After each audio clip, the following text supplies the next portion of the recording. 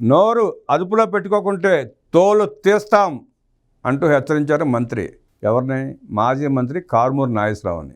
ఎందుకు ఏంటి అనేది వైసీపీ గూండాల రాజకీయాలు కూటమి ప్రభుత్వంలో చల్లవని వైసీపీ నేత కారుమూరి నాగేశ్వరరావు నోరు అదుపులో పెట్టుకుని మాట్లాడకపోతే తోలు తీస్తామని కార్మిక శాఖ మంత్రి వాసంశెట్టి సుభాష్ హెచ్చరించారు.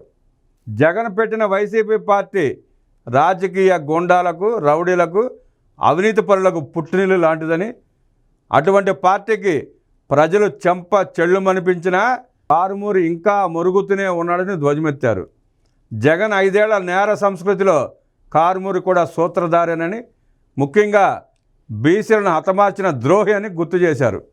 వైసీపీ హయాంలో బీసీ కార్పొరేషన్లకు చిల్లి గవ్వ కూడా ఇవ్వని జగన్ను ఏ రోజైనా ప్రశ్నించావా? కారుమూరి అధికారాన్ని అడ్డం పెట్టుకుని టీడీఆర్ బాండ్ల స్కామ్లో ఏకంగా 390 కోట్లు మింగేశావు.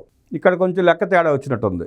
మామూలుగా సుమారుగా ప్రజలు అనుకోవడం 1000 కోట్లని, అంటే ఇంకా మొత్తం బయటపడినట్టు లేవు. ఇన్వెస్టిగేషన్లో 390 కోట్లు బయటపడినట్టున్నాయి. సుమారుగా 1000 కోట్లు అని చెప్పి ప్రజలు చెప్పుకుంటున్నారు. వేలాది ఎకరాల భూముల కబ్జా, బ్యాంకుల స్కాములు, దందాలు ఒకటేమిటి, ఇలా చెప్పుకుంటూ పోతే జగన్ ప్రభుత్వంలో ఒక అవినీతి కాలనాగు చరిత్ర అందరికీ తెలిసిందేనని గుర్తు చేశారు. ఇటువంటి ఓ రాజకీయ గొండ టీడీపీ వాళ్ళని బెదిరిస్తే బెదరని, కూటమి ప్రభుత్వం కక్ష సాధింపు చర్యలు మొదలు పెడితే రాష్ట్రంలో వైసీపీ ఆనవాళ్లు కూడా కనపడవని స్పష్టం చేశారు. కూటమి నాయకుల జోలికి వచ్చినా, కనీసం వారిని టచ్ చేయాలని చూసినా పరిణామాలు ఏ విధంగా ఉంటాయో వైసీపీ రౌడీలకు రుచి చూపిస్తామని హెచ్చరించారు.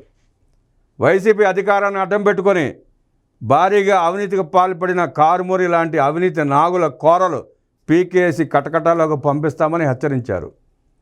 అధికారంలో ఉండగా ఇష్టారాజ్యంగా వ్యవహరించిన మీకు రాజ్యాంగం, చట్టం గుర్తుకు రాలేదా? మా నాయకుడు చంద్రబాబు రాజ్యాంగాన్ని అనుసరించి పాలించడం వల్ల బతికిపోయారు. చేసిన అక్రమాలకు, దౌర్జన్యాలకు, అవినీతికి ఎప్పటికైనా చట్టానికి సమాధానం చెప్పి తీరాల్సిందేనని, చేసిన తప్పులకు ఎంతటి వారైనా శిక్ష అనుభవించక తప్పదని స్పష్టం చేశారు. మంత్రి గారు హెచ్చరించారు, బాగానే ఉంది.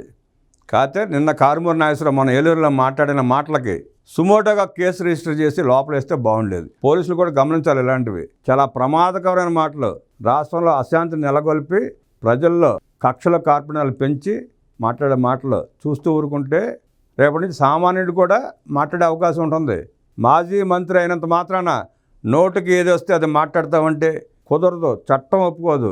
వ్యవస్థలు వాటిని పట్టించుకుని ఆయన మాట్లాడిన మాటల మీద సుమోటో కేసు నమోదు చేసి లోపలేయాలి.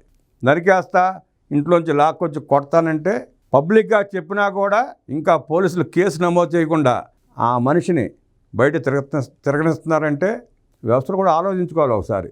అదే మాట సామాన్య మానవుడు ఎవడన్నా మాట్లాడినట్టయితే ఈ పోలీసులు ఊరుకునేవారా? కేసులు పెట్టేవారు కాదా? సెల్ వేసి కుమ్మేవాళ్ళు కాదా? అంటే కారుమూరి నాగేశ్వరరావు లావుగా ఎత్తుగా ఉండి మాజీ మంత్రి అయినంత మాత్రాన పోలీసులు వదిలేస్తారా? చట్టం ఎవరికైనా ఒకటేనా కాదా అన్నదే పోలీసు వ్యవస్థ ఆలోచించుకోవాలి. చట్టం అందరికీ సమానమా కాదా పోలీసు వ్యవస్థ ఆలోచించుకోవాలి. బహిరంగంగా ఒక స్టేజ్ మీద నిలబడి గుంటూరు అవతలాలను నరికేస్తా, గుంటూరు యువతలాలను ఇంట్లోంచి లాక్కొచ్చి తంతానంటే, ఇంకా వ్యవస్థలు చూస్తా ఊరుకున్నాయంటే ప్రజలు ఎవరికి చెప్పుకోవాలి వాళ్ళ బాధల్ని?